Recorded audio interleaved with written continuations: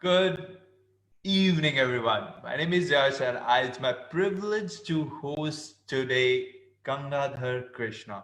Now, Gangadhar Krishna is going to be talking about the service excellence. Now, all of us in our life have been going through a lot of entrepreneurial thing that we have. Okay, I have to, even if we are in job, we are an entrepreneur, we serve our internal customers, we serve external customers, or when we are running the show for ourselves, the one of the most important aspects is the client, is the customer, and the basic importance of serving the client, and how the service, customer service, is such a paramount thing in your business. Now, speaking about Gangadhar, his business mantra is very simple: sales heaps, but service reaps.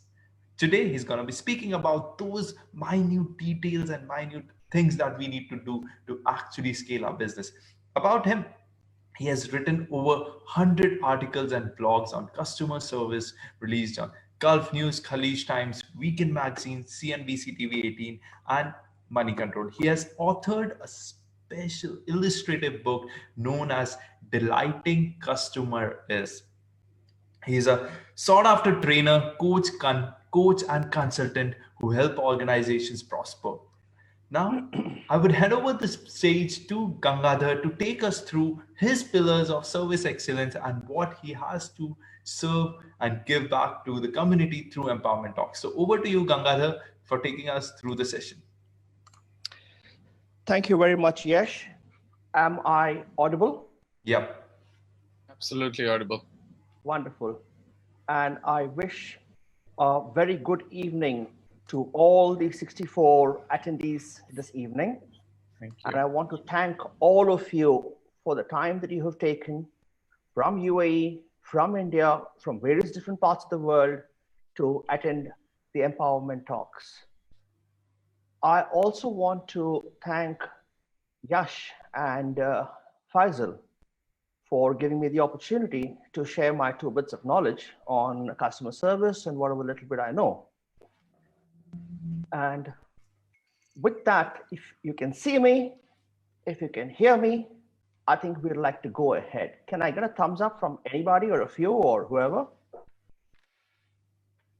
Lovely, thank you very much. Okay. We're looking at the pillars of service excellence. But before I move into that, I need to give a very quick brief on what I have been doing so far.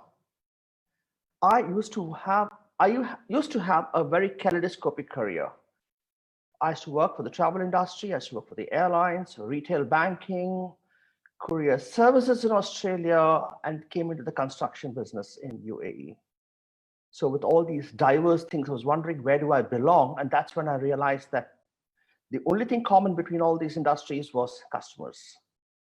And with my Canada experience and what Steve Jobs rightly says, you can only connect the dots looking back. And that's when I started thinking, what's the most important thing? And that was customers, and I started writing. Well, we'll get into that a little later. And as Yash has already said, I've got quite a few articles for the various local dailies and a personal portal called delightingcustomers.com. I was also awarded copyrights for a simple yet powerful theory in service excellence, which is what I'm going to be sharing with you today. And this theory was pretty accidental rather than intentional. And I was prodded to go ahead and get it done as a copyright. And I finally did it from the Ministry of Economy UAE as well as from India. And finally, I have started also a program called My PSR. Maybe we can talk about that later. And moving ahead from here, let me share the book that I have come up with, which was talking about illustrative business book. That's the book, Delighting Customers Is. Now, what's unique about the book is that you would never find pages and pages of text, case studies, or graphs. I wanted to make it unique. I want to make it reader friendly. I want to make it comfortable for people to read. I don't want to put them to sleep, but I wanted to get them, they gather something from it. And so you would notice that the entire book has got only pictures in them. It's the basic concept of every picture speaks 1,000 words. Wow. So with that, I came with this book. And innovation and creativity is something where there are no bounds and you can keep going ahead with it.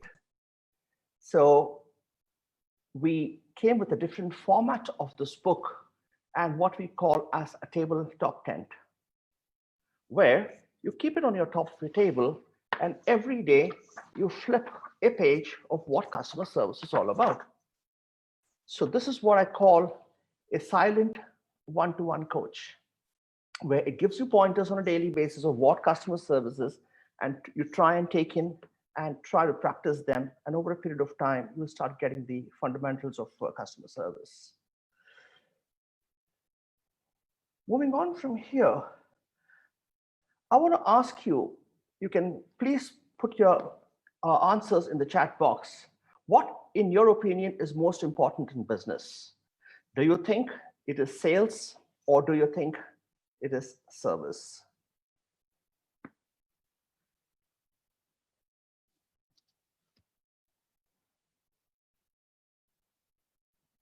So far, I've been getting a reply, yes. Service. Yes, Sunil, I'll let you know where I can give you the book, not to worry. Okay. Yes, we do get some customer satisfaction from service. Thanks, Shalini. So service is one of the most important things. That's the reason we coined the maxim, sales heaps, but service reaps. Any amount of sales would be useless if the service doesn't hold to sales promises and doesn't enforce, and the customer goes out happy. He not only comes back for more business, but probably he endorses your business and brings in more customers for you. So I do agree. And you're right where you say service is more important. Having said that, every organization has its CX initiatives, but the most important question is, are they aligned? May I have a very quick thoughts on the chat box? Do you think CX initiatives are aligned in the organization, or they are in different directions, like you see in the image here? What do you feel? Gangadhar, we are not able to see your screen. Are you sharing your screen right now? I'm sharing my screen now, and I'm going to the. Can you see the PowerPoint now? As of now, no. Okay, I'll just go back to screen sharing. Give me a second. Thanks for us informing me that. Yeah, just cancel and share it again. Yeah, now it should be better. Now it's all, yeah. Okay, great. Okay, so where were we? Yeah. So every organization has CX initiatives, but the question is, are they aligned? Can I have your thoughts? People are in different direction, not aligned. No. Thanks, Yash. You could go through the chat and give me your feedback, because the screen share and the toggle is not probably. Okay, I will give you the responses. Yes. It will be the audience words, but my mouth. Fantastic. No worries. Yes, most organizations, CX initiatives are there, but it's never aligned. People always think the front line is supposed to handle customer service. Sales, yes, should have certain amount of service, but more important is how do they generate business. Finance is more worried about money coming in. Operations always blames the sales, saying that, oh, they get the sale and then they pass the buck down to us. The management keeps asking the team what's happening, what are the numbers. They don't ask for how service and how happy customers are. So you always find that there is generally a misalignment in every organization, or in most organizations where the CX initiatives are concerned. the idea behind this evening is to make sure that each and every person in the organization is aligned and in sync. The focus is unified and is on the customer. So with that in mind, I need to ask, is it possible for every employee to be an ambassador for the organization? Chat box with a yes or no, please.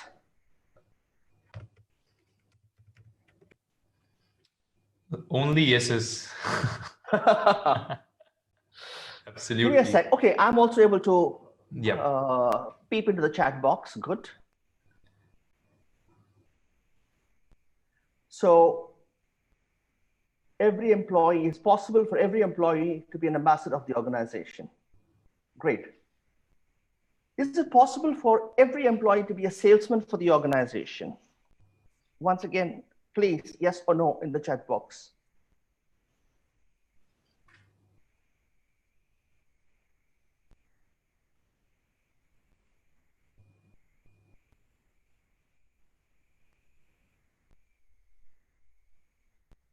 What do we have there?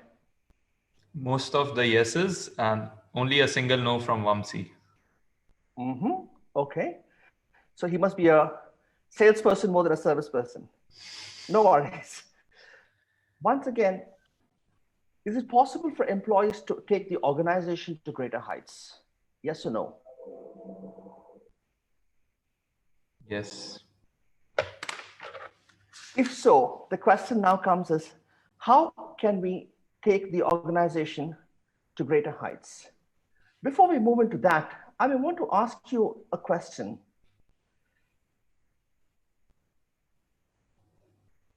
As a customer walking into a shop, is there anything that annoys or upsets you?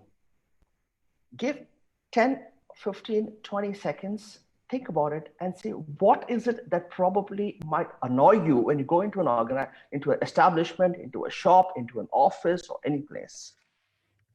And you might just put that in the chat box, and yes, you could just probably collate that for me at the moment, so that because we would be addressing that once again at the end of the session. Yeah. Remember, friends, service and satisfaction is not a rocket science. Not a single human being on this earth escapes from this. You're being a service provider, you're a customer. So you definitely can think, you can engage, you can participate, and the more we engage, it gets more interesting. And as we're talking about that, I want to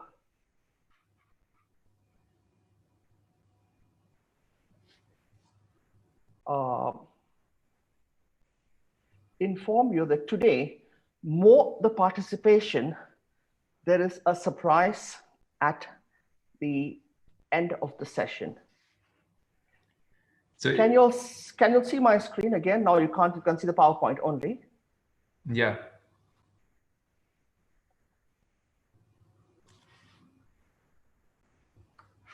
We can see your screen. Go ahead.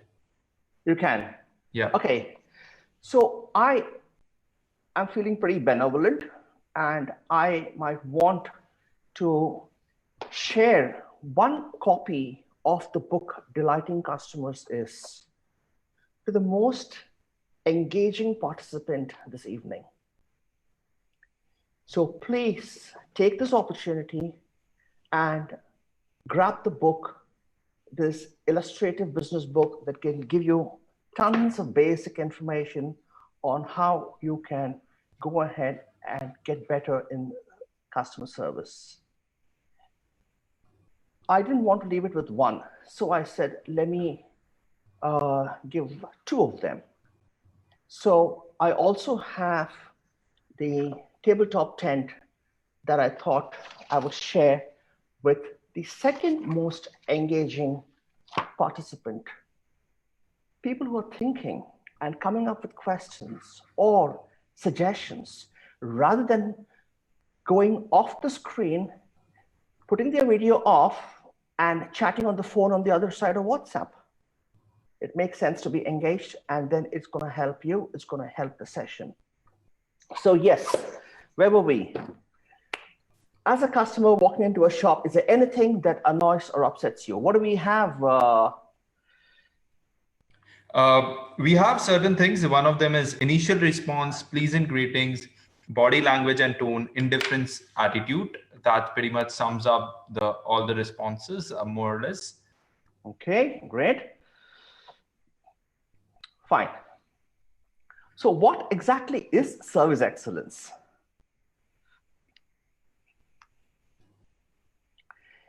It's basically smile, empowerment, complaint handling, punctuality, how efficient you are with your systems, how motivated is your team, how is your frontline functioning, do you understand your internal customers, do you have a personality, how well groomed are you keeping the customer happy, the whole lot of gamut of stuff involved in we talk about service excellence. That sometimes it gets confusing. Where does service excellence come from? Where does it end? Because it doesn't have one. So if I might just put it in the form of the 4 pillars to service excellence. The first pillar, as I think, is your attitude. Your attitude to serve your customer. Your attitude to think that this customer who's come to my establishment, who's come to meet me, wants something from me, he needs some information, a product, or whatever it must be, and that I need to help him. It's like inviting a guest home. How would you do that? It comes with an attitude. Do you have the right attitude to do that? Let me tell you a short story. In a park once, there was a balloon seller who was filling helium balloons. And he had different color of balloons there. And when the business was going low, he would fill one balloon and let it in the air. As it goes up in the air, children see that and ask their parents they want to buy one. So he keeps attracting and getting his child customers to buy the balloon. One of the kids asked, there is a black colored balloon. Does this also go up? And he said, it's not the color of the balloon, but what's inside that makes it go up. So if you need to elevate yourself, it's what is within you and how you see certain things. It's not the color, but the way we see things, our attitude towards our customer and how we handle and take care of him, that makes a world of a difference in business or otherwise. I'm just taking a leaf from my book, and most of the illustrations here are from daily walks of life. It's not very different. How often have you gone to a restaurant or gone to an in-flight and you find that the smile that the person is giving you is not genuine? He's just smiling for the sake of a formality. Have you ever come across something like that? Can I see a thumbs up?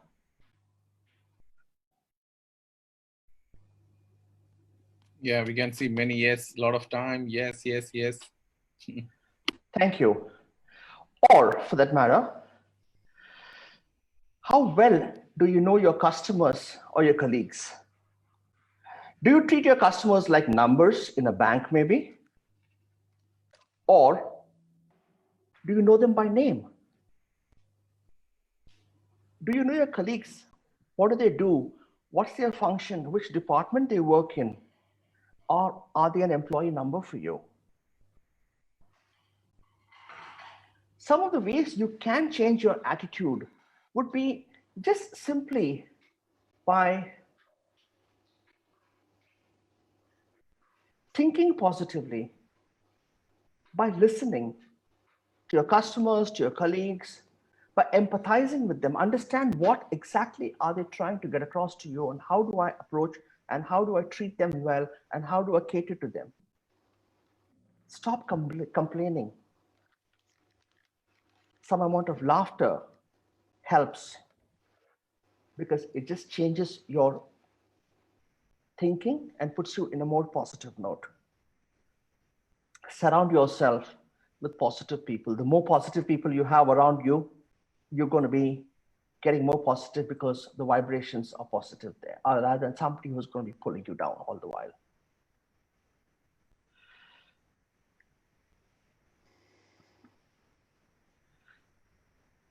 This is something, again, you must have experienced in many of the fast foods. The time is 10:01. Delighting customers is all about bending rules to satisfy your customer. It's a matter of attitude. And in this picture, the breakfast time was until 10 o'clock. So she crosses her arms and says, sorry, I can't serve you breakfast. It's a minute past 10 o'clock. It's how you see your customer, how you treat your customer, that matters a lot in how the customer thinks about you and decides whether he should come back to you or go elsewhere.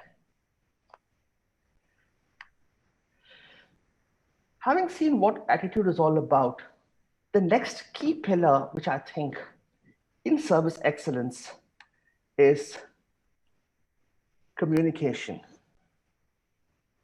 What do we mean by communication?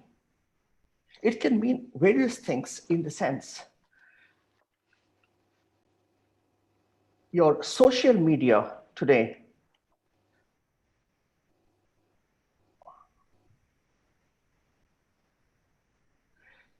the way your social media is working is how well you communicate with your customers. The way your telephone calls are handled is communicating with your customers.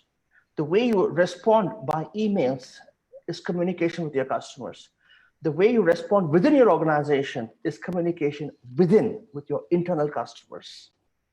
So communication plays a very, very key role.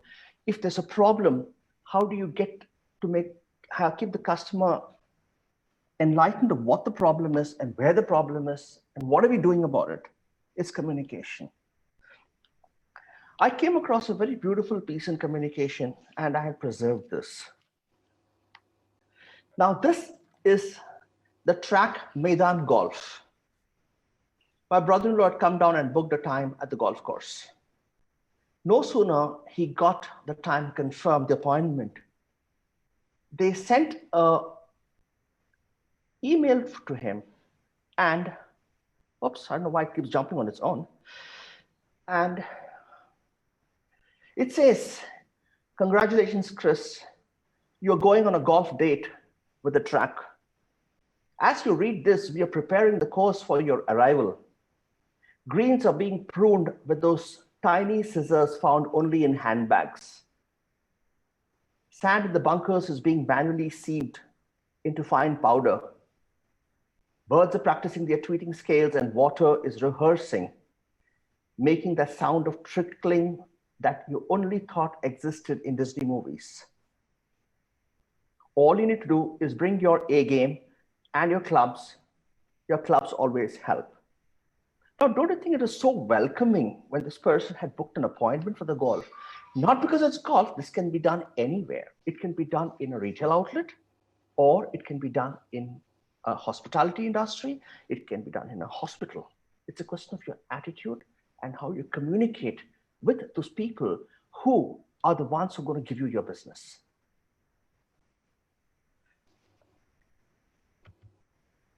Again, a leaf from the book where the elderly gentleman just wants to know whether a laptop will send and receive mails. Probably he's got near and dear ones far away. It's COVID-19, generally worried, of course. So he wants to know whether he can send and receive mails. That's what he wants. He's not interested in Facebook. He's not interested in Zoom chat. I don't think he's interested in any of those things. But the salesman there goes rambling about the technical details of a laptop, which doesn't make sense to the customer. The question is, are you in wavelength with the customer? Are you understanding what he came for? Are you then delivering what he's asking you for and the manner you're doing that?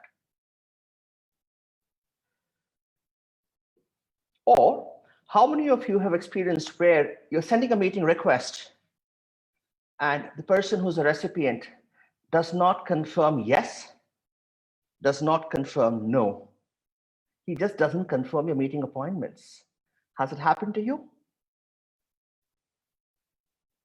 I can see yes shaking his head. What about the others? Where people don't have the basic communication courtesy to come back and say, yes, I'm going to attend the meeting, or no, I cannot attend this meeting, or let's push it off to another time or date. This is again a part of communication within the organization. Having seen attitude and communication, the third pillar that holds service in place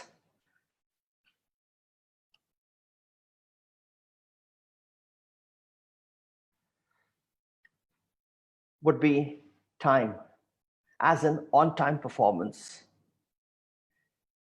Every customer wants things happening on time. Every internal customer would like to get his part of the service through so that he can then move on to the next part in the chain of activities. Because a chain is only as strong as its weakest link. Let's say you are a person who's handling frontline and you have applied for leave. You want to go home. The leave is supposed to be sanctioned in, let's say, 4 days by HR, but they take their own sweet time to sanction it. Probably because the manager is not in town, or somebody is sick, or there's a system error and they didn't get the papers, and whatever it must be. Do you think the front line would be more keen on handling his customer, or is he going to be more concerned about getting his leave sanctioned? So this plays a very important role on time. If he gets his approval on time, he can go to the next part of it, get his leave travel allowances, start doing his shopping. I talk shopping because we're talking from a Middle East point of view, and you know how the process works here. He can get going with his activities, and when that happens in clockwork schedule, he will be in a position to focus on his customers. Otherwise, he's going to be distracted. So time is equally important whether you're doing to an internal customer or to an external customer. You always heard this just a minute syndrome. We always use this in a very colloquial fashion, pretty loose. But do we really give a value to a minute? If we're going to say that we're going to deliver something on time, we need to tell the customer when are we going to deliver it so that the customer is waiting. If you are delivering on time, you keep him happy. If it gets delayed, then he starts simmering and the dissatisfaction starts. So it's important to keep in time. How can we keep in time? It's a different chapter. We'll talk about that later. The 5 P's, I think, is proper planning prevents poor performance. So planning plays a very key role when you have to be on time or act on time.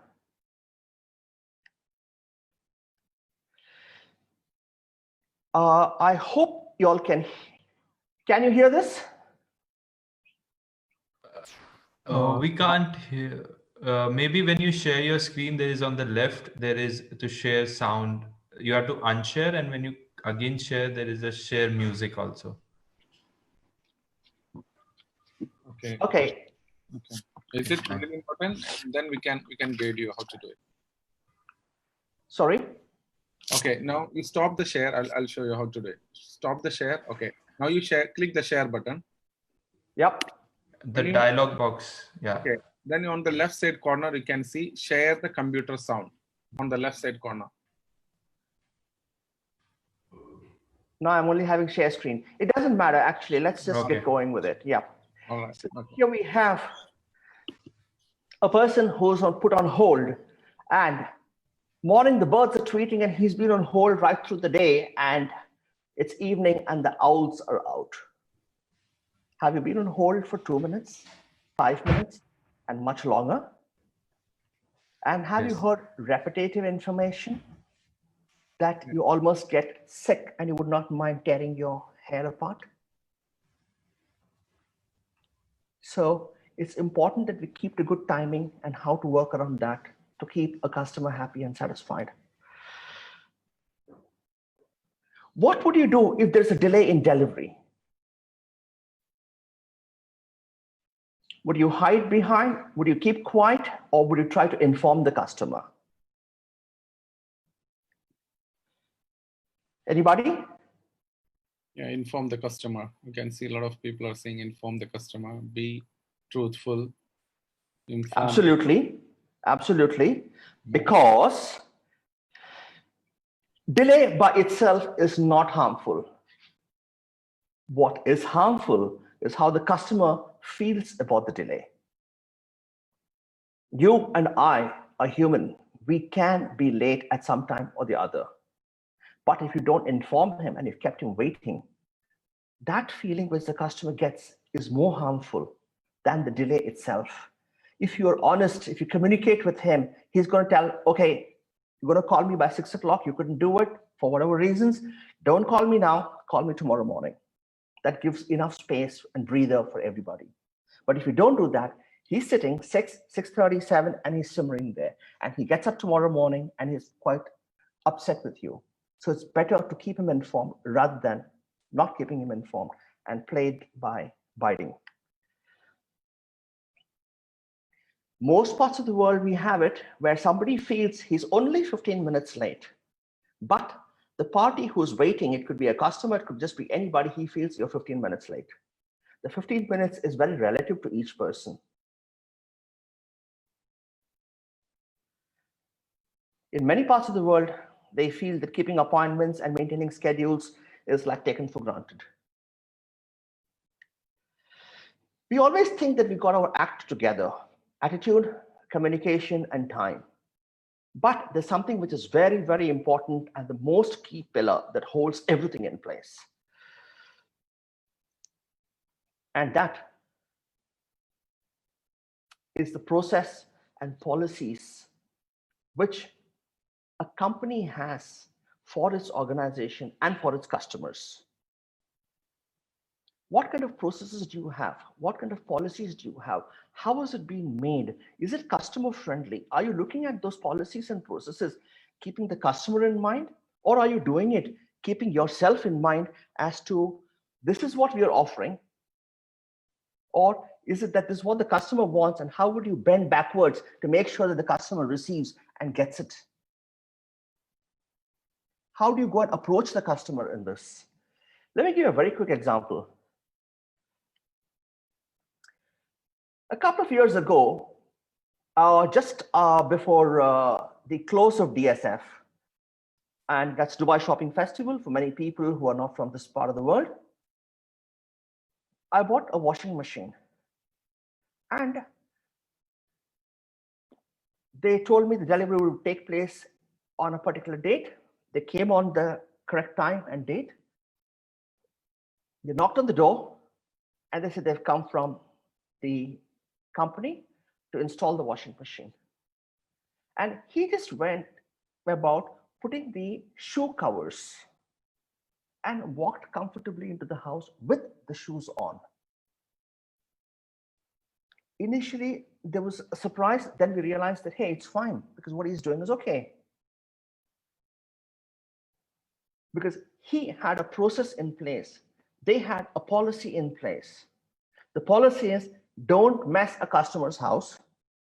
The process is before you enter his house, make sure you have your shoe covers on and then enter the house so that it's not an embarrassment for anybody. You are comfortable and they're also comfortable. He came, he installed the machine, and probably in a matter of 10 minutes, they were out. Now, I keep taking photographs and pictures from daily walks of life. Whatever good is customer service, it attracts my attention. So I managed to catch this particular experience. Role of process and policies is helps departments to identify your customers. If you have the right processes, you know who your customers are and how to serve them. It ensures they have developed customer-focused processes in the sense that where does your chain start? Where does it end? What kind of SLAs do you have? And are you meeting those SLAs so that it moves on seamlessly to the next and beyond? If the entire chain works well, then you'll realize that there will be no weak link. Otherwise, you will find that there's a weak link in the chain of service deliveries, and that leads to an embarrassment for the front line, where they are meeting the customers, not the back end. But in the long run, what happens is that the organization loses out in the long run. So this is what we need to keep in mind. Now, is your part of the process customer friendly? This is why I come back to, as an individual, as an individual, is your part of the process customer friendly? Are you doing things right? Are you looking at your customer from where you received it? It's an internal customer. And are you finishing your activities and sending it off to the next customer? Could again be your internal customer or could be your external customer. If not, is there any way to innovate and improve and make it better from using these 4 pillars and seeing how we can improvise and take it forward to see that the next person says thank you and is happy with you? Most organizations are never happy with a complaint. Though management always says complaint is a gift and we should accept it. It's what kind of a mindset have we taken? What kind of a policy, what kind of a process do we have? Do we have processes like this where you're tossing a complaining customer all over the office?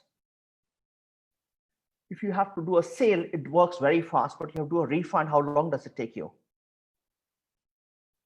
These are the ways you handle your customer experience, and what kind of policies do you have, what kind of processes do you have to make the customer experience a great one. Now we go back to the same thing which we asked earlier. As a customer, walking into a shop, is there anything that annoys or upsets you? What were some of the answers we got, Yash? And let us see if this falls into these 4 pillars. Yeah, so the answers that we got initially, one was initial response, pleasant greetings, body language and tone. Initial response. Now, The initial poor response, reception. okay, so I'm just going to go back a few slides just for the benefit so that we just understand where we are. Initial response could come from your attitude. Yeah. It can come with time, or it would come with a process. What's the next one? Body language and tone. Body language comes with your attitude. It can come with your communication. Yeah, it also comes with the communication as well. Yeah. Okay, what else? One was the indifference attitude. You already said it, attitude. Yeah, and that's all, like pleasant greetings. That's what was the initial responses were from the people. Thank initially. you.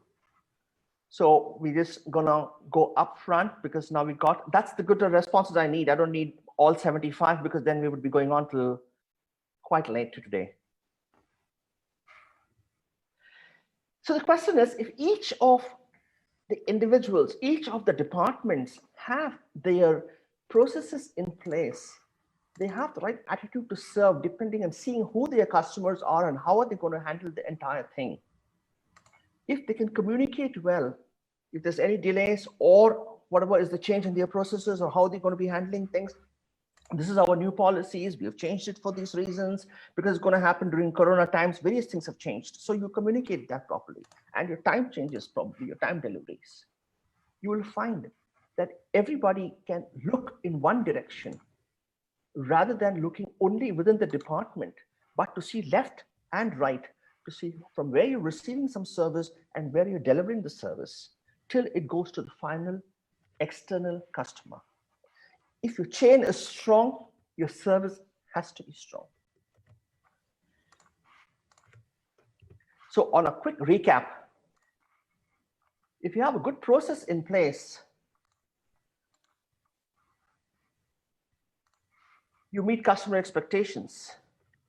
With a positive attitude, you pleasantly surprise the customer. With effective communication, you keep customers well informed. And on top, if you perform on time, you satisfy your customer. And if you keep your side of the pact, the customer will keep his side to keep your business going and growing. Think about it. This is a very short introduction to the 4 pillars of service excellence. The same thing can be done in the form of a more detailed manner of doing it, in the form of a workshop and things if it's required. I think I might probably want to close there and give a very quick introduction to the book and the tabletop tent. The book is available as one book, 2 books from the bookshops. In India, it's available with Embassy Books, who are my distributors, and worldwide, it's available on Amazon. If you want the tabletop tent, normally it's not sold as 1 and 2 because it's more of a corporate item. So it's sold in 100 or more numbers because each table has one. So it becomes like a coach, daily coach, or talking about customer service to you.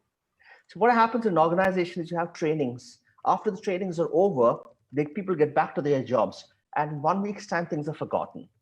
But when you're talking about customer service and have something like this on your tabletop, you tend to relate with it as you're flipping the page every day. So it becomes your silent one-to-one coach. And these are some of the links to my social media channels, if anybody would like to connect. And finally, my contact numbers. With that, I think we are just about on time, I think, to hand this back to Yash and Faisal, or the participants, if you have any questions that I will be able to help you today. If not, I promise I'll come back to you in time. Absolutely. Thank you so much, Krishna sir. And participants, if you would like to ask questions to sir, let us know. All you need to do, go to participants and click raise the hand, and then we'll be able to unmute you. Okay, Yash, I think we have some questions we are prepared. You can ask the questions. I have one. Yeah, how all things work in Corona times? And, we are all going through a very challenging situations. And, the frustration will be present in any of the employees who is in the upfront or in the back office, even in the phone, it's always there back of our mind. So what practices we can do during this difficult time? What do you recommend? Thank you. Thank you very much for asking this, Faisal. In fact, just about on the 15th of May, we had a webinar for another company from Qatar, where we were dealing specially on the coronavirus and the challenges involved there. And the way I personally see this is that this is no different from a normal working environment. Correct me if I'm wrong, because you have the freedom to do that. You have a desk in your office. I have a dining table today where I'm working from. You have a pantry. I have a kitchen. You have colleagues walking around your office when your meetings are going on. I would have my family walking around, but they are in quarantine right now for the next 1 hour. So how does it differ? Yes, we may not have that face-to-face physical connect, provided we go into that face-to-face physical connect with the customer. Otherwise, don't you think you and I are having a face-to-face virtual connect when I'm trying to talk to you, when I'm trying to sell a product, when I'm trying to sell a theory to you? So we can still connect, okay? Then comes the question of how do departments connect?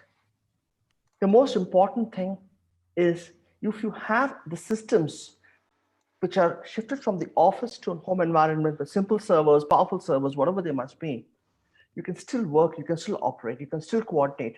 Because if it's a customer you're talking with, you can also talk to your colleagues. You can work on a project together. You can have your team meetings on a weekly basis. You can have a daily meeting if you want also. So you tell me, how does Corona change?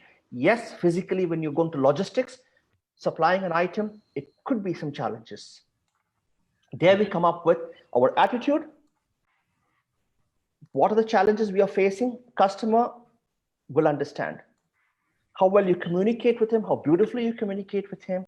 Tell him when you are able to now deliver, and how you brought shifts and changes to your processes and policies for the customer's benefit. Just a simple example. When the corona started, one of the Indian airlines started sending me mailers. Between the 14th of March and the 24th of March, I received 4 mailers from them. They had not started flights. They were telling what they were doing about it, how their call centers were operating, and what are they taking, how they were inundated with calls, and how they're trying to manage and meet the customer expectations and requesting patience from the customer, from the passengers. Attitude, communication. All the other airlines, I've got in quite a few where you have your frequent flyers and stuff. They only keep sending you the mailers. This is the miles you have. This is how much you need to redeem. And that's how much is going to be expiring in the next month. But nobody really took the pain to say, what are we doing for you? Though there were no flights on air in the month of March, April, and May. Absolutely. You're right. So you can always be in touch with your customer and tell them that we are alive and kicking. Just on this aspect, there's a question in the chat box and pretty relevant that most of the salespeople right now are doing telesales. So their sales is happening either through Zoom or it may not be Zoom, through a phone call. And how do you particularly perceive, and how can some small tips when you are selling something on a Zoom session or on a webinar or on something, what sort of attitude and communication skills specifically would help you? Because virtual sellings is something very new for the people, to address. It is a huge challenge. I can perfectly understand the challenge a salesperson might be going through. Yeah. Because you are now on virtual. Now, if I have to start selling to you this book, I may probably have to first get my mindset in place. I need to empathize with the person on the other side, that this person is just able to see it, is not able to feel it. So you need to be more communicative with the person and try to be more descriptive when you're trying to talk to him and explain things to him. The benefits can't be felt by him. He requires to feel it. Now, the difference being felt by him and feel it is different. You need to relate it to him in a manner that he may want to possibly go and see it or buy it. If you're a smart salesman, if there's a similar product anywhere in and around the place, you can ask him to just go and have a look. If that satisfies you, please contact us, because that's what we're looking at. That's what we're talking about. And the most courageous salesman doesn't mind sending his customer elsewhere, because he's confident that he'll come back to him when he eventually wants to buy the product. Thank you. Just a simple example we had in the month of April. I don't know whether you all read it. I can share it a little later. Nissan Al Masood in Abu Dhabi were doing a virtual sale of their cars. I have the paper clipping with me still. Wow. And I will forward it to you. Trying to sell a car virtually, sitting at home on the sofa. My goodness. Thank you. Just on this one, so I gotta know that you have gone through a copyright journey on the pact thing that you shared, the 4 pillars. So this model has been copyrighted from you. So I just want to understand, how does the journey of developing a copyright of an idea that you have has been for you? And maybe some of the tips are, because this is something that most of us don't know, what all things go on when we have to copyright something. So maybe a bit of detail of how was your process going through this copyright journey of this model. Thank you very much for asking. In fact, I think I'm going to move into customer service consulting, copyright consulting, how to develop a book also. Because I have learned this, I wouldn't say the hard way, but in a very interesting and adventurous manner. I am a Toastmaster. When I came with this theory, one of our Toastmaster friends said, listen, why don't you come and present this theory in our office? So I said, okay. I remember it was during the Ramzan time, because we had to have this meeting between 3 and 5 o'clock. That's it. We didn't have much more time because we go for iftar. We presented it. And later he said, listen, I want to put this up in my office. The service is a pact. It's an agreement between a service provider and a customer. You take care of me, I take care of you. I said, yeah, please feel free. He says, no, You get a copyright, then I'll do it. Now he put the seed in my head for me to think about how to go about it. I was blank, I was clueless. I was checking with somebody what to do. And then I learned that the Ministry of Economy are the people who are handling the copyrights. I knocked on their doors in Dubai, then went, spoke to them. I had to get a legal translation. I tried to make my theory just into a one page because it makes it easy in that case, rather than making it a huge model or the. Got a legal translation of that, submitted it to the Dubai office. Then they sent to Abu Dhabi. Remember, patience is another virtue. You're required to be patient, you're required to be persistent. You can't give up. There were times I wanted to give up, but I didn't. At various stages, I didn't give up. And finally, in Abu Dhabi, they called me for an interview. And I shared what I was trying to tell, what PACT is all about in service. I was giving them an example of an in-flight, how you make a booking sitting at home or through a travel agent. When you go to the airport and check in, your baggages are weighed, it goes in, it's fine. The requirements or the request that you made a week ago or 10 days ago is served to you 30,000 feet above sea level. Finally, when you land, your baggages are coming to you so that you can pick it up on arrival.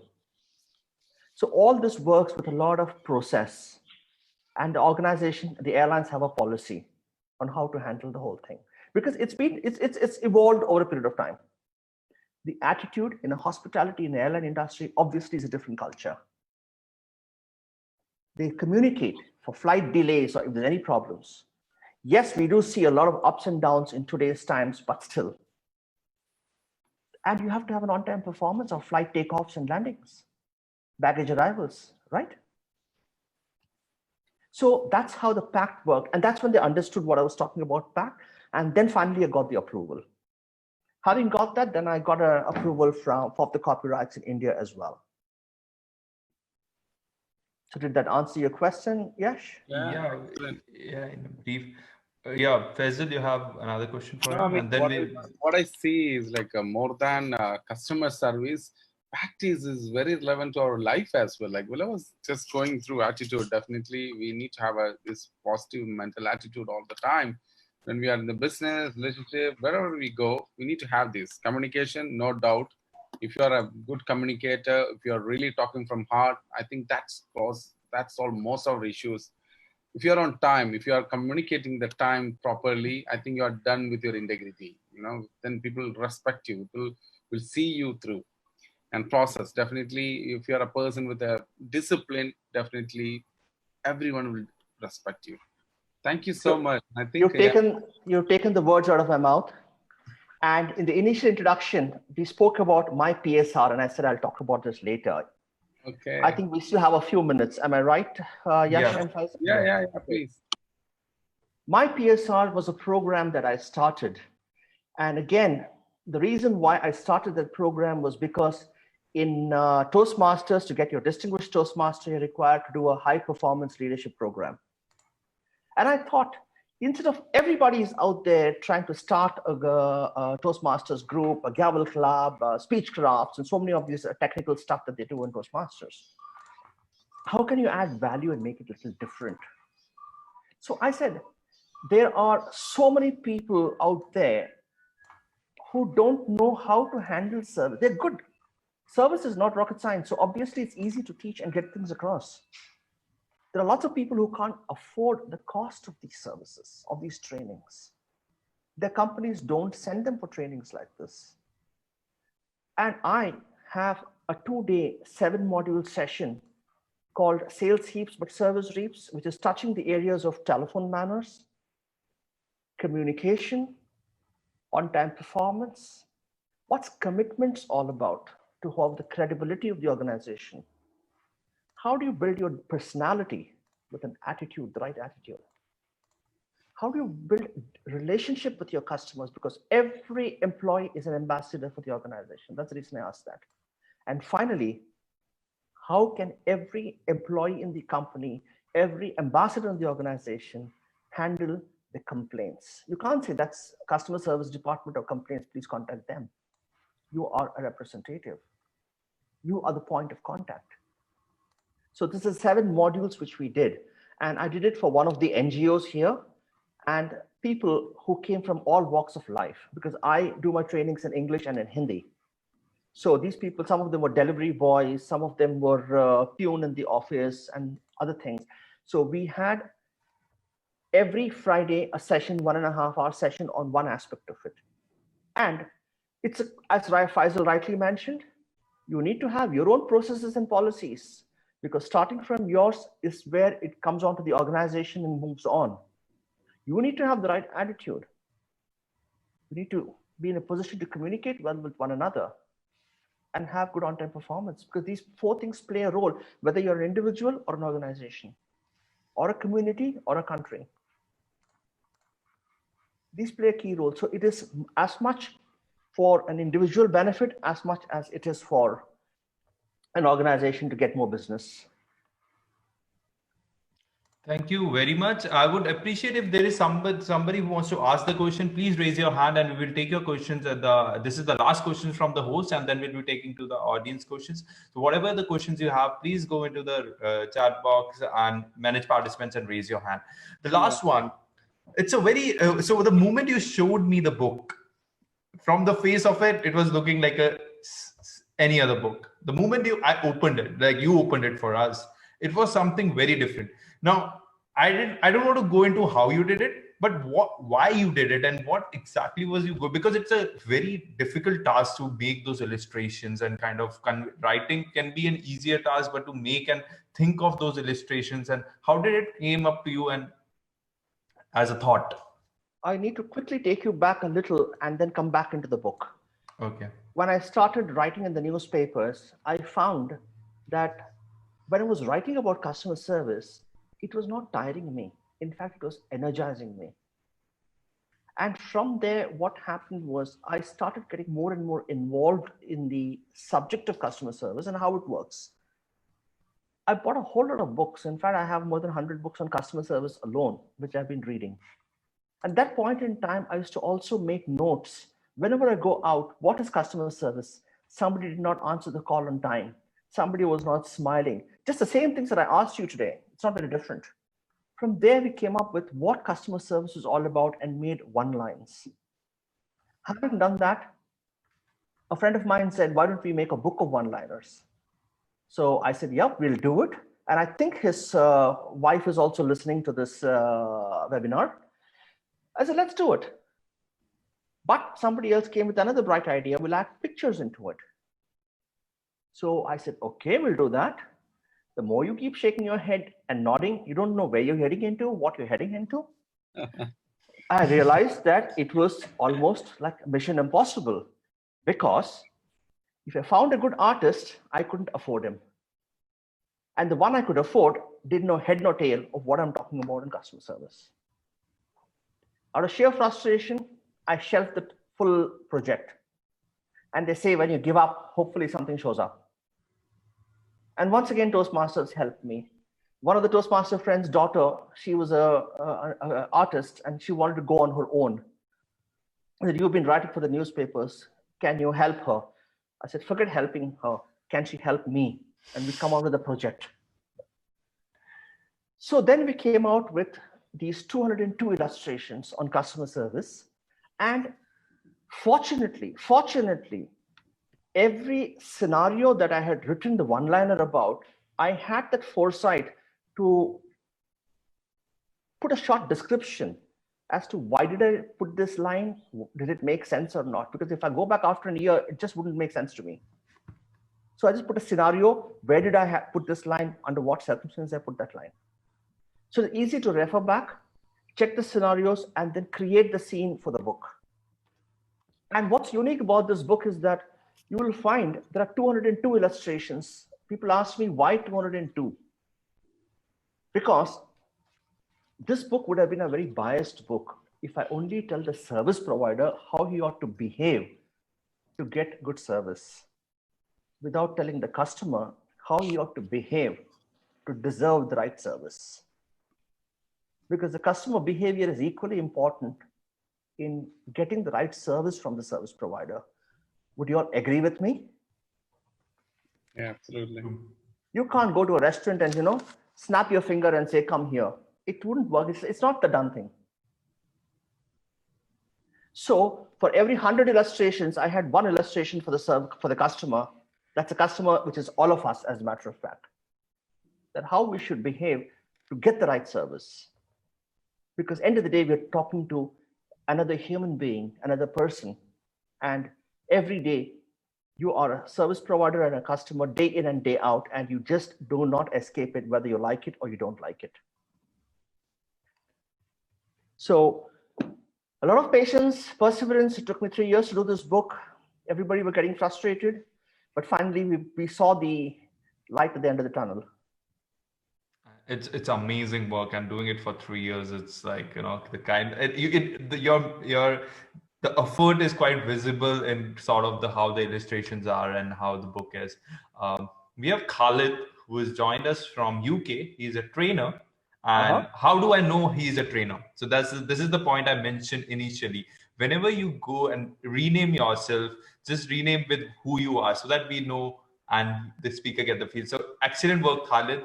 And here you go. You can ask your question. Okay, thank you very much. Thank you, Faisal and Yash. Another excellent empowerment talk. And thank you to the speaker. Really, really informative, really good. I concur with your praise about the book. I think the book is excellent. And more importantly, it will overcome language barriers because it can be used internationally where English is maybe not the first language. We can all relate to the pictures, and I think it's really good. I guess my questions for you would be twofold. First, training is key. Obviously, being a trainer, I guess one of the issues is lots of people don't get trained in good customer services. So lots of organizations don't spend money in terms of training people. It'd be good if there was a internationally accredited qualification in customer services. So one of the questions is, are you aware of if there is an accredited qualification in customer services? That might be quite useful. The second question, I guess, is, unfortunately, here in the UK, but also internationally, the people who work in customer services tend to be poorly paid compared to the rest of the organization. So if you think about a waiter or a waitress, they may be on the lowest amount of money, their hours are long, they are physically and mentally tired. So for them, when you see a smile on their face, it can't really be genuine because they're already tired and feel oppressed in terms of their role. So maybe part of our educational route could be to highlight the importance of customer services within an organization and not necessarily increase their salary, but kind of reward them accordingly, as in they're being the ambassadors for the company. What do you think? I totally agree with you, and I'm very happy that you brought this subject up as a matter of discussion now. Before I go to the second, which is a bit more in detail we can get into, let me answer the first one. There are no institutions as such which gives any professional qualification in customer service, because I wanted to also go for it and try. Having said that, you have some individuals who have over a period of time got certain certifications that they make. One is from US. We can connect and I can give you the details. There's somebody from Singapore, or in London, I think there's a CXPA, the Customer Experience Professional Association. Okay. So they have certain modules on various aspects of it. It's part of quality management and customer experience put together. And then they have some examinations that they hold. But by the time I got into the CXPA, I thought that I would just be doing it for the sake of a certificate. Sure. So I didn't really go into that. But yeah, that's something you can approach and find out. Or if there's a institution, like I am trying to contact various educational institutions to talk to students who are passing out in their final years of college on how they can take service as a very key and important factor when they move out of the campus and into the career. Because end of the day, you might be a CEO's son, you might be the owner of an organization, you might be an employee looking for a job. They all need to make sure they take care of their customers. Otherwise, there's no business. Sure. So irrespective of who you are, no sooner you come out from your campus to a career, you need to know how to handle your customers. If you are taught that marketing principles are there and so many other factors are there, but if you're taught this, it'll take a long way in clearing interviews, getting a job probably, and handling your customers. You at least get that a jump start into the whole thing. Yeah. And why is service not given the necessary importance as sales? Because the general thinking is that sales brings in business, and organizations generally look at the balance sheet, Sure. not the balance of customers that they have. If only they shifted their focus on how service can play a very important role, a differentiator in any business to get in more, things will start changing. There's just probably few organizations in the world which really give emphasis to a customer experience. Others, they're trying, but they don't know how to go about with it. I am personally of the opinion that each and every employee in an organization ought to be the ambassador, and your customer should be your salesman. Whereby you take such good care of him that he goes out with a wow, I'm happy, thank you very much, I'll come back. Or he goes and tells a few people that he had a fabulous experience and he can't find a better way of advertising than word of mouth. So automatically, when you multiply your business through your customers, but what's your job as an employee? That each and every one, irrespective, takes good care of the customer. So if you have top-notch ambassadors, your business automatically should grow. Your sales should also multiply. Yes, you have processes, you have product deliveries, and so many other factors, but that comes in along with.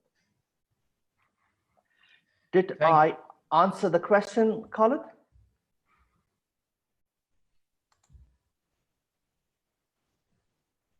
Yeah, I'll unmute him. Okay. Oh, yeah, he's on mute. Yeah. Khalid? Yeah, thank you. Thank you, Khalid. Yeah, you did. Thank you. Yeah, just the second part in terms of, have you encouraged organizations to pay their customer service or customer facing people more money so they can project the company in a better light? I always do that. In fact, the most important thing is how do you motivate your employees to do better? Salary is one factor. Yes, it's important. But do you make the person feel good to come to the office on a Monday morning if it's UK, or on a Sunday morning if it's the Middle East? Is he feeling motivated? Does he want to come and do it? Sure. I have spent 30 years and I find customer service a challenge and a rewarding one. Yes, it has given me the due rewards over this period of time. But when you're working, you realize that you're facing the customer and it may not be the most pleasant experience from his point of view. But every time you get a customer saying thank you, you feel good that you managed to get one customer around you. The same encouragement, if it comes from the management side, employee of the week, employee of the month, or good motivation of how they can get better, empowering them, getting feedback from the employees of what they can do better, so long as customer service and taking a customer experience and make it better, you will find that money will play a role, but this would play an equally important role when they get recognized for it. I agree. Thank you. Most welcome. Thank you very much, Gangadhar, for this amazing session that you did on the customer and sharing with us the concept of pact. This is such a relevant, and it may be like everyone, as Faisal mentioned, in maybe our daily life, and we can do so much just by, you have aligned our purpose there. Okay, pact is the way we are following, and why not for empowerment talks as well? So empowerment talks will also be following the pact model in the near future. Now, Before I jump into the next segment, we want to hear from you. How was your experience coming to Empowerment Talks, and what are you feeling giving this talk to us and empowering the community all over? Yes, with your permission, I'm just seeing a very good question on the chat here. Yeah. Okay. Can I just read that out? Yeah. Maybe, but just keep it short if possible, Sure. because Yes. Kaunain Mumbai. has asked a question. Yeah. What's your take on employee first and customer second? Kaunain, you can't be more right, because if your employees are not happy, your customers will never be happy. Because whether you like it or not, you tend to wash your linen in public. The demotivation shows when you're handling your customers. So to keep an engaged employee is the primary thing that should be done. You don't have to take care of customers, you take care of employees, they take care of the customers, and the customers take care of your business. So that's how the entire thing works, and that's how the pact works. It's very simple. Take care of the employee, let him be happy, let him be the ambassador, let him be proud of the organization, let him put his head high on work, and let him defend the organization, and let him take care of the customer. The energy is going to get flowed on, and the customer will then come back and take care of the organization. Thank you very much for the question. And I don't know where he or she is from, but I would love to give this book. If you can share your address with Yash or Faisal, we will coordinate that, and I'll see how best I can reach it across to you. Who you are sharing with? Who would you like? Kaunain. Okay, Kunan Shaidi. Yes. All right. Yeah, definitely. He is our regular viewer. Definitely, I will connect and hand over. It's a very sensitive and important question, actually, I felt. Very good. Yeah, he's so happy. He's saying, "Whoa!" Okay. All right. Anyway, yeah, Yash. Now let's take over and finish the call. So coming back to how was your experience giving this talk with us, and overall some feedbacks for the Empowerment Talks? Personally, I have enjoyed this, and sharing the theory of service excellence, the 4 pillars which hold service in place, is something that's very dear to me. And giving me the opportunity to share this and helping some people, because if somebody has benefited from what I'm saying, that is what is my prime motive, that you should be in a position to benefit from it. And if it's going to add value, or if you have more questions where I can help you, I'll be more than happy to do so. So with that in mind, I can go on talking, and as you keep questions, I can keep giving you answers on this, and we can take the whole thing forward. In fact, if there was some more we could have done, or even later we can do once the session is over. Yeah, so we have a 5 minutes of session after the session is over for some questions if you want to keep in. And what I liked about the Empowerment Talks platform is the fact that you touch on so many topics. It's not confined to some things in particular. It's not to do with leadership. It's not to do with management alone. Yesterday, we had something on nutrition, I think, and sometime back, it had something else. So you touch on various topics, and that gives so much of opening the horizon for anybody who's attending the sessions. And why I think it's great, I don't have to tell you. Empowerment Talks has proved it's great, because if I'm right, you started off with probably 30 sessions, one every day during the lockdown, I think, or you moved to 50, and now you're on the 56th session. So the actions, the results speak for themselves. The fact that you've touched this and you're moving ahead and you're going from strength to strength with various other 5 a.m. club and other activities tells volume about Empowerment Talks. Thank you very much. Thank you, Gangadhar. It was a pleasure to host you today at Empowerment Talks. Now it's time for me to introduce my speaker for tomorrow. And tomorrow we have Dr. Ameya Ghanekar. He will be speaking about how we can unleash unleash our potential the Gallup way. Now, who is he? He's the Chief Learning Officer and founder of Orange Zebras. He's a TEDx speaker. He is published author, strength coach, and belief system enhancer.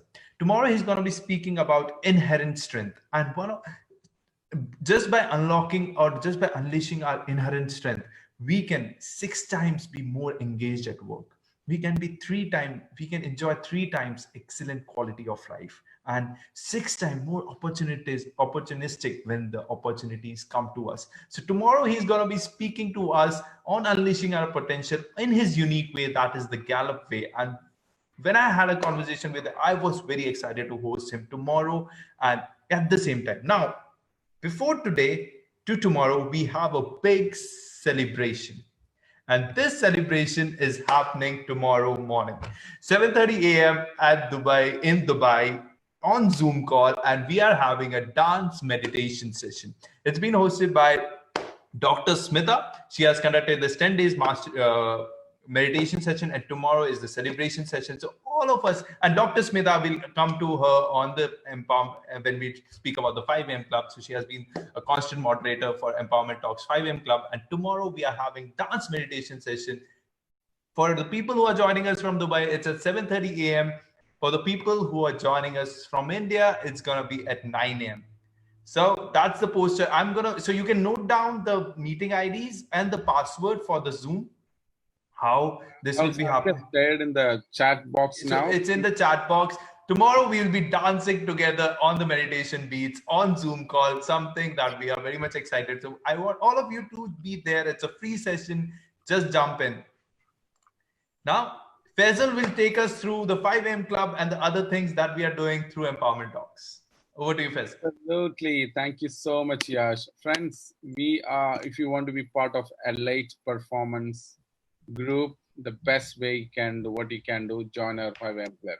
It's simply best as it is. Because we started this 17 days back, and we have 140 people joining from different part of the world every morning. And what we do, these are the things we do every morning. We do gratitude journaling for 5 minutes, and we'll do a meditation, very powerful meditation led by Dr. Smita. Then we have a very unique way of recollecting the things. Then we do goals, revisit our goals and dreams and vision every morning. We rewrite the goals. Then we'll move to creating our own action plan for a day. So if you do this continuously every day, what would be your life look like after some time?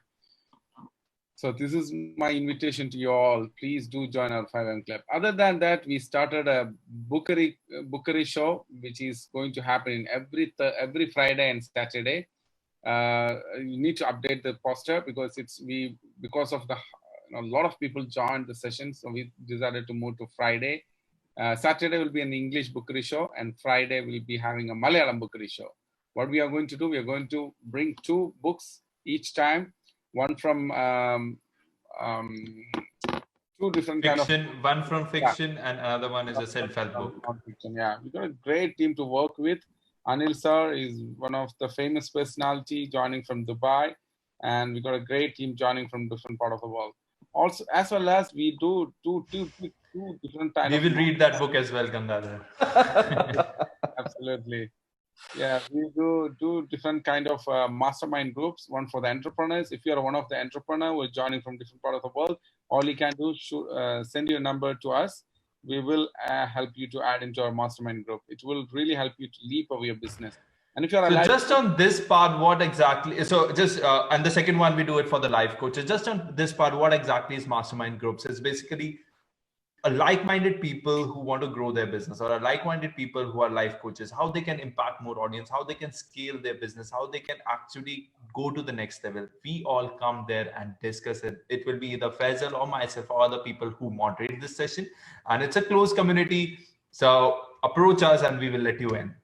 Absolutely. It's a very powerful, and we have 12 members, and few of them are millionaires. So if you want to be part of Elite group, definitely. Krishna sir, would you like to say something? Yes, because earlier in the day or earlier in the evening, I promised this as one of them, which has gone to Kunain, and there's still the tent. And as Oh. you were talking about the session for tomorrow and onwards, I was just going through the chat and looking at various questions and things that I came across. And I found that Santosh D'Souza has been quite engaged. Oh, he's our member. He's our team Now, member. I would definitely reply to him later due to paucity of time right now. Companies feel training and development is not necessary, and service is base of business, which You can made my life. Thank you. And he also speaks about return on investment from trainings at somewhere in the chat. I was just going through the whole thing actually. So yes, I would definitely, Santosh, you can connect with Yash and we will see how to get the tabletop tent. It's your silent one-to-one coach. Every day you flip, you spend 10 seconds and something goes into your subconscious mind of what customer service is all about. Thank you. And Santosh's name is there on the screen right now as well. You can see Santosh is there. So And Santosh is part of our team. I You want to only- finish? I only want to promise that if you've gone through the book or the tent, please give me your feedback on how you found it. That's all. Okay. Yes. So yeah, and this is my opportunity to thank all the Empowerment Talks team. We started as 2-people team and now we are a 10-people strong team. And these all are the names who actually contribute and in the back end and on the call as well and make us do this every day. And this has been, they have been involved in 5 a.m. club, book show and all these things, constant involvement because all these things have to be run parallel and have to be done daily, especially the Empowerment Talks show that we are doing in the evening. Now, it's time for us to have our watch party. So this session, we have started doing it recently from the feedback and the Empowerment Talks community members share with us the videos that they want the world to see with us. And now we're going to be seeing one of the videos that has been shared with us. I'm just going to go on. I'm going to unshare it. Thank you, Paki, Prakash. Thank you so much. Thank you, Krishna. Thank you very much. Yeah. And I wish all the best to each and everyone who came and took the trouble and participated. And thanks once again to Empower Talks and to Faisal and Yesh. Thank you, sir. 1 second. Thank you, Kunan, sir.